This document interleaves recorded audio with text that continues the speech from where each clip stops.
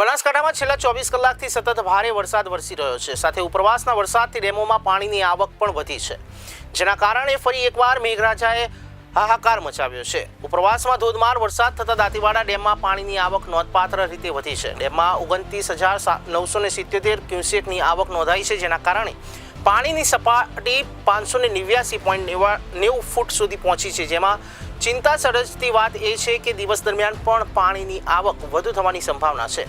સુઈ ગામ અને વાવ પંથકમાં ભારે પવન સાથે ધોધમાર વરસાદ વરસ્યો છે, જેના કારણે અનેક ગ્રામ્ય વિસ્તારોમાં વીજ પુરવઠા ખોરવાયા છે. ખેતરોમાં પાણી ભરાવાની સ્થિતિ સર્જાઈ છે. ત્યારે સુઈ ગામમાં 4 કલાકમાં 4 ઇંચ વરસાદ ખાબક્યો છે, જ્યારે નળાબેટના રણમાં પણ પાણી ભરાતા રણનું દ્રશ્ય દરિયાઈ બની ગયું હતું.